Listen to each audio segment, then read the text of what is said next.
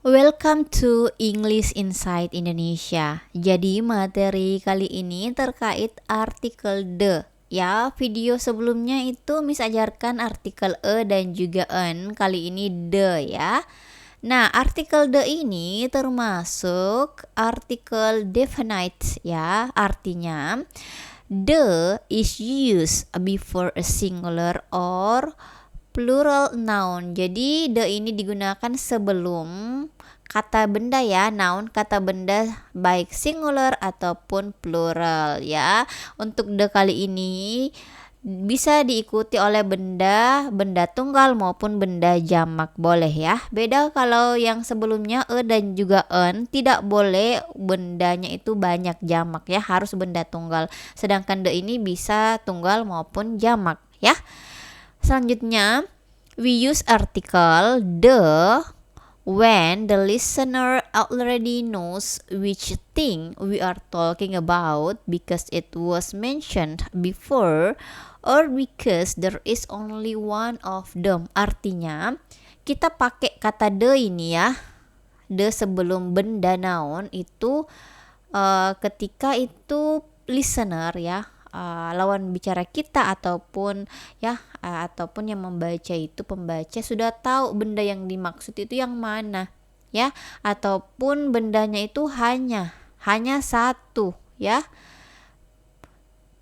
because there is only one of them ya, bendanya itu hanya satu. Bisa seperti kita katakan matahari ataupun bulan itu kan satu, jadi kita biasanya pakai the ya, tidak pakai seperti itu. Kalau dan juga en itu yang video sebelumnya kita pakai ketika listener ataupun lawan bicara kita itu tidak tahu bendanya, sedangkan the ini ketika lawan bicara kita itu tahu dan juga paham benda yang kita maksud ya, seperti itu. Untuk lebih pahamnya lagi, Miss kasih contoh ya di examples. Nah, di sini I'm going to take the dog for a walk. Artinya saya akan mengambil anjing untuk berjalan-jalan ya. Dia mau, maksudnya mungkin dibawa pergi keliling kompleks ya, keliling perumahan untuk jalan-jalan sore, seperti itu. Ya, seperti itu. Jadi dia maksud dia pakai kita tidak pakai ya, a dog. Dia pakai the dog karena dia bicaranya sama orang di rumah tersebut yang sudah paham, oh ternyata dog yang dimaksud itu dog peliharaannya si ini yang mau bawa pergi jalan-jalan ya. Jadi kalau kita bilang I'm going to take a dog for a walk, jadi a dog itu bisa anjing liar ataupun anjing tetangga, kita tidak tahu. Tetapi kalau dia bilang I'm going to take the dog for a walk, jadi orang rumah yang mendengarkan itu sudah paham the dog yang dimaksud itu anjing yang dia pelihara ya, anjing di rumah tersebut ya, seperti itu. Nah, untuk lebih pahamnya lagi, ini ada contoh yang kedua ya.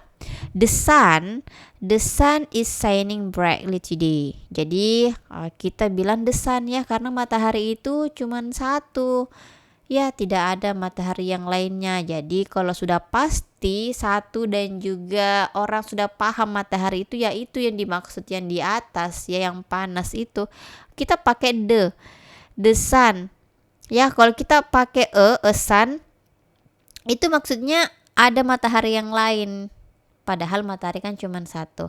Jadi kalau sudah ditahu ya, sudah kita paham bendanya yang dimaksud, kita pakai the.